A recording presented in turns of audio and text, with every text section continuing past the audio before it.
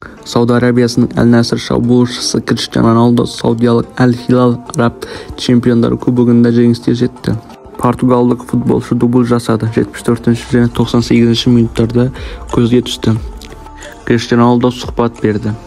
Бірінші рет маңызды жүлдені жеңіп алуға көмектескенімді мақтан тұтамын. Осы үлкен жетістікке атсалысқан барлық клубқа, сондай-ақ әрқашан жанымда болғандарың үшін менің отбасыма және достарыма рахмет. Фантастикалық қолдау бізді жанкүйерлермен, басқарандармен қуандырады. Ол сұхбатты Криштиану Роналду Инстаграмда пост ретінде салды. 38 жастағы Әл-Наср шабуылшысы Роналду үшін бұл Әл-Насрдағы командасындағы бірінші жеңіс болды. 2023 жылдың қатарына қосылды. Жалпы бұл атақ мансабындағы 33-ші трофей болды. Бұған дейін Спортингта 1 трофей, Манчестер Юнайтедте 9 трофей, Реал Мадридте 15, Ювентуста 5, Португалияда мансаптарымен 2 трофей ұтқан. Сондай-ақ Роналду енді мақтан тұтып өзін керемет сезімде жүр. Мына кубок білесіздер, әлем чемпионының кубогына ұқсайды екен. Роналду енді мәз Титайсада әлем чемпионы жеңіп алдым деп.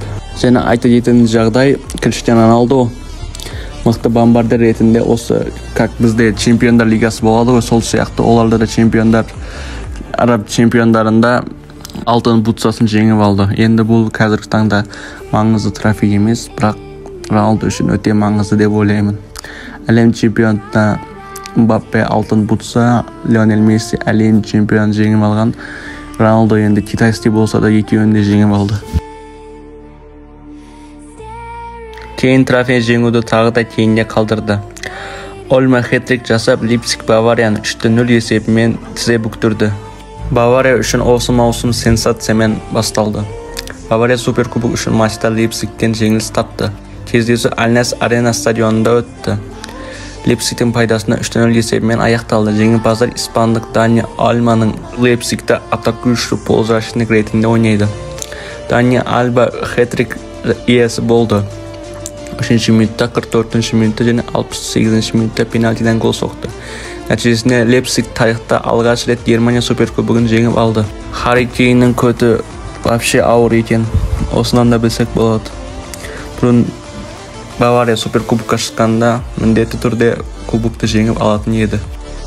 ПСЖ шабуылшысы Килиан Мбаппеге қатысты жағдайға байланысты мәлімдеме жасады. Өздеріңіз білетіндей, бұған дейін жұлдызды шабуылшы келісім шартты ұзартқысы келмегендіктен негізгі командадағы футболдан шеттетілген болатын. Мбаппе тіпті команданың лөрінге қарсы маусымалда алғашқы ойында қатыспады.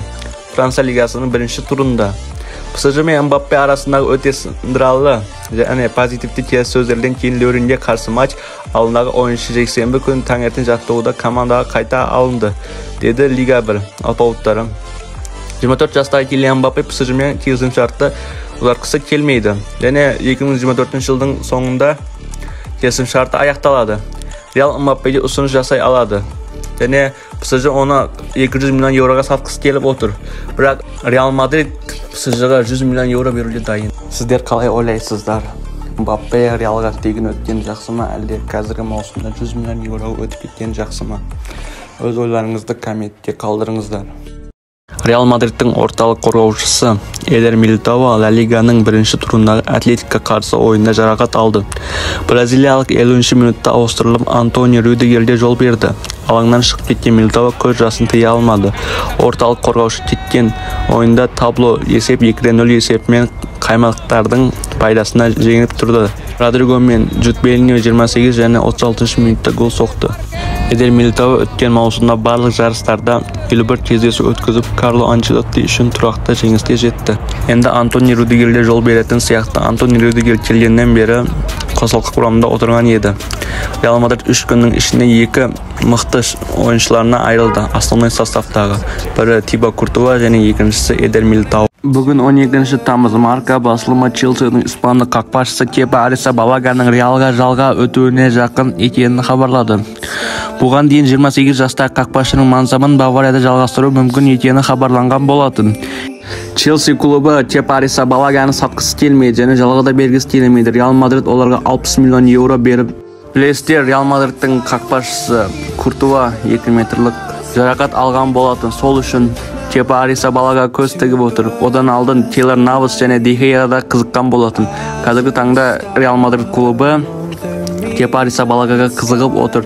Қазір менің ойымша Kepa Arrizabalaga Real Madridте жалға барған дұрыс. Егер де Real Madrid сатып алатын болса, Kepa Arrizabalaga келесі жылы заменада қалып кетеді. Kepa Arrizabalaga қарағанда Thibaut Courtois өте мықты қақпашы.